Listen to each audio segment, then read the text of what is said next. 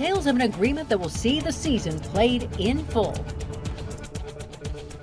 Good evening, and thank you for joining us for Denver 7 News at 5. I'm Ann Trujillo. And I'm Shannon Ogden. We have a developing story we want to get to first. Denver's DA will drop the charges against an unlicensed security guard accused of killing a man during a rally in 2020. Denver 7's Jason GRUENAUER is in our newsroom with details, and Jason, Matthew Doloff's murder trial was set to start next month. And now the case against Matthew Doloff will be dismissed, according to the Denver District Attorney's Office. Now, Doloff was working as a private security guard contracted by 9 News during competing political rallies back in October of 2020. There was a skirmish, and he shot and killed Lee Keltner, who was part of one of those protests. Now, Doloff was charged with second-degree murder. Doloff's attorney had maintained his client acted in self-defense. And now, a month before he was set to go to trial, the Denver DA's office confirms it plans to dismiss this case. Now, this afternoon, the DA's office says that they informed Lee Keltner's family.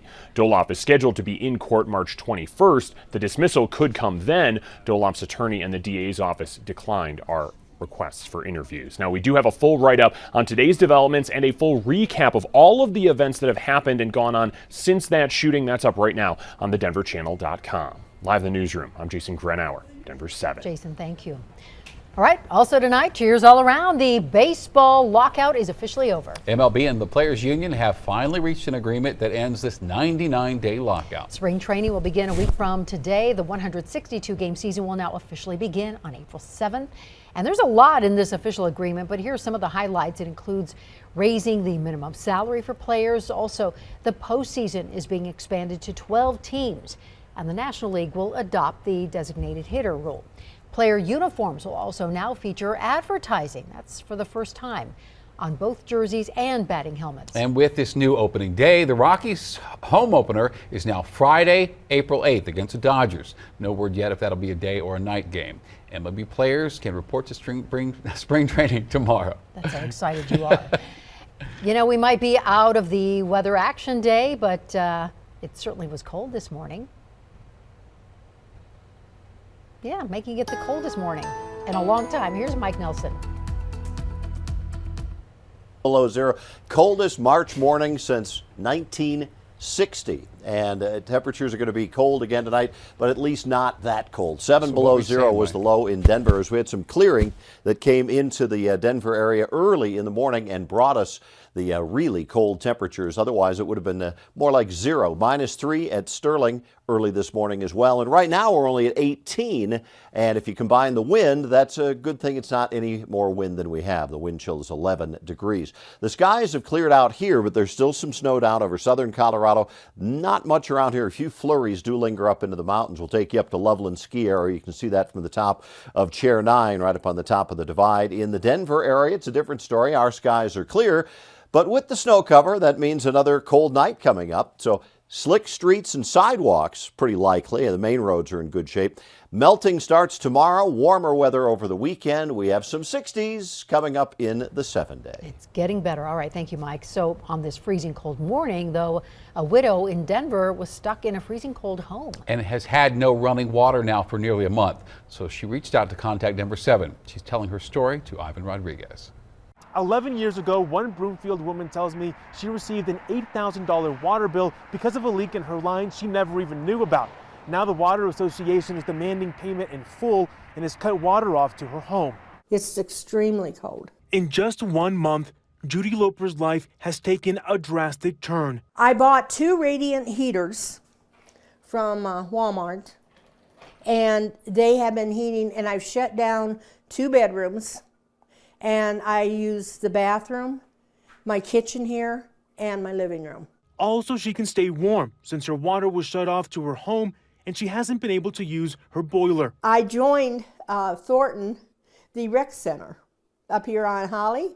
That's where I go to shower. Loper says this story begins 11 years ago when they had a leak in the pipe to their home, and the only person who knew about it is the man who manages the community's well. He read the meter and knew there was a leak and never told us. Loper says her husband fixed the line within 24 hours, but by then, the price was astronomical. The bill was about $8,000. They appealed the decision, and Loper says they would occasionally receive an invoice for the $8,000. It wasn't until last month her water was unexpectedly cut off. And this was February 8th. Bruce, I have left you messages and contacted Renee, and she's our accountant, on several occasions since Sunday that we do not have water.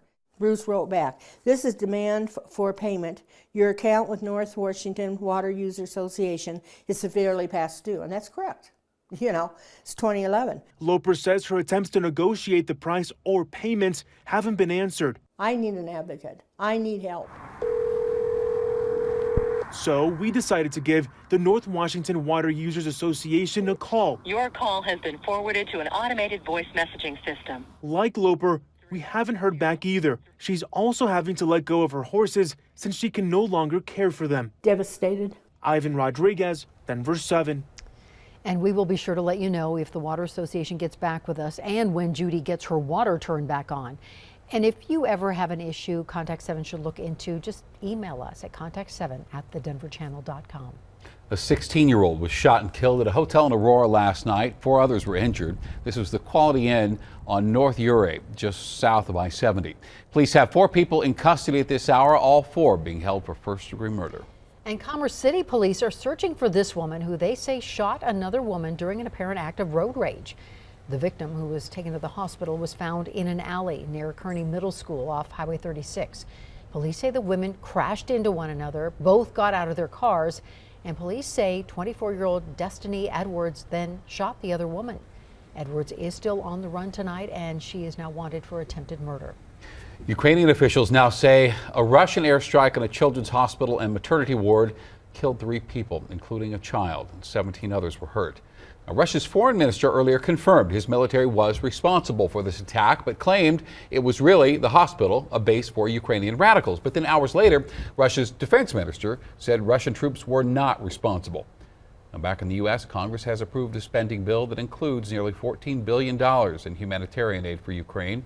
Meanwhile, the White House still discouraging Poland from sharing fighter jets with Ukraine, saying that is how to prevent a world war. 3 people found dead in a Cortez motel room likely died from drug use. This is according to the coroner's office. It is unclear what drugs were used, but police did find fentanyl, and they say counterfeit OxyContin had been showing up in southwest Colorado as of late. Now, just last month, 5 people died in Commerce City after using cocaine laced with fentanyl, and police vowed to pursue the people who sold them the drugs. So far, though, no arrests have been made.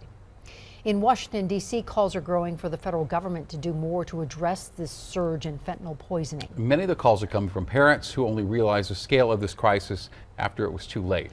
Here's Joe St. George. This is Parker Rodenbaugh. All different names. Peyton Presley Moore. All 19 years old. different ages. He was 35 years old. One similar story. Pure grief. Pure pain. That no mother should tell. Janice Berlin lost 2 of her boys. It never goes away. What is this grief? It's the effect of fentanyl, and each one of these young men died from it. The drug dealers don't care. Each one of these moms Just happened in December. now finding a way to keep living. Had never heard of fentanyl. What is fentanyl? It is classified as a synthetic opioid by the DEA and is produced in a lab. It's 100 times more potent than morphine, and while doctors use it in hospitals to manage pains or even sedate someone in ICU, because it's cheap to produce, more drug dealers are using it too. It creates a stronger high, a quicker addiction. It's very cheap. Cordy Rodenbaugh has been traveling the country ever since she lost her son, trying to get more people to pay attention. It only takes a tiny grain to get you addicted.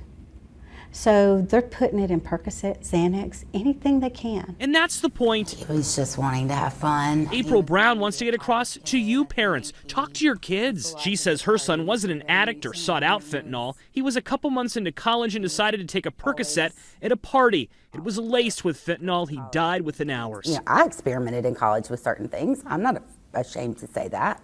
I didn't have to worry about dying taking a pill. Across the country last year, over 104,000 Americans died from an overdose. That's a record, and synthetic opioids like fentanyl are contributing the most to the spike. Those numbers attracting attention in Washington. President Biden pledging to spend over $23 billion this year to fight drug abuse. The money would be used for treatment centers and to better prevent fentanyl from being sold on the streets. Something's got to be done. In short, this group just hopes the country starts waking up. And while they believe President Biden's bipartisan plan is a start, more must be done. They'd like to see stricter penalties for those who deal drugs and more help for Border Patrol since they're seizing record amounts of fentanyl. Don't say it won't be my child. It might be. In Washington, I'm Joe St. George.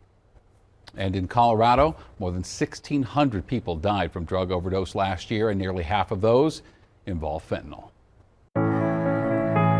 The ER doctor was like, I don't know how to tell you this. A heartbreaking diagnosis for two Denver parents. They were like, hi, you have cancer. How you can help them enjoy every moment they have with their 5-year-old son to the fullest. I just want more time.